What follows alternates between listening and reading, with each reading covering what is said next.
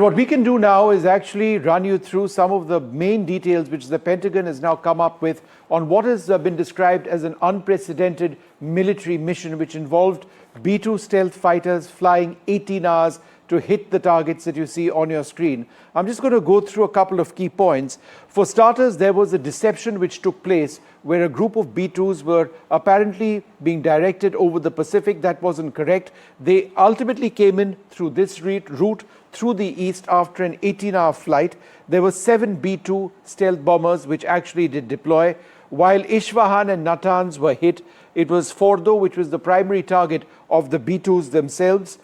As they reached this particular area, they were escorted by support aircraft of the US, including stealth fighters and older non-stealth fighters as well.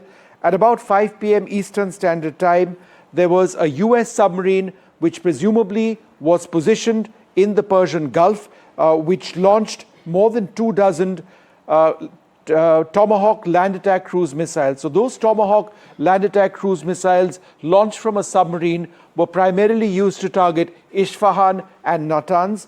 But remember, the B-2s were already in the air at that stage and their primary target was Fordo. Now, as they went in, they deployed deception as well.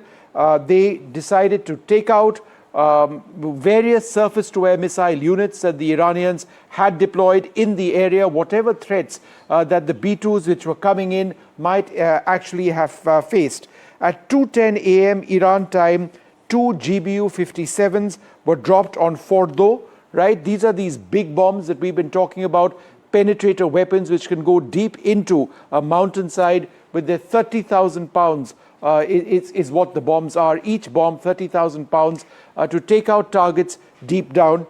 And the first 2 of these weapons, it's the first time that they've been used in conflict, were deployed. There were 14 of these massive ordnance penetrators which were used. And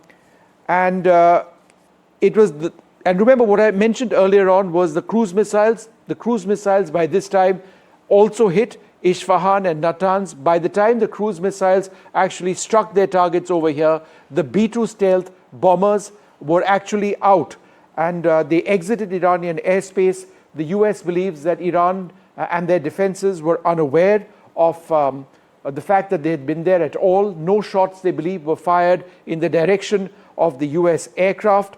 The surface-to-air missile units didn't see us, is what the US said.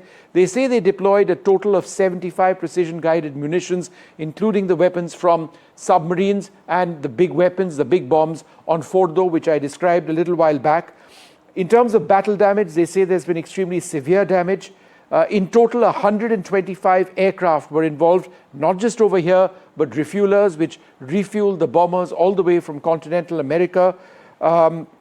It was the largest B-2 operation ever which has taken place, and that the US at this juncture is fully prepared to retaliate. And they say, and they've told Iran, once again, if you try to do something to us, remember America has got many bases across this region. If Iran chooses to attack, then America will hit very bad, very, very hard. The US will retaliate. They say they've got unmatched reach and global execution.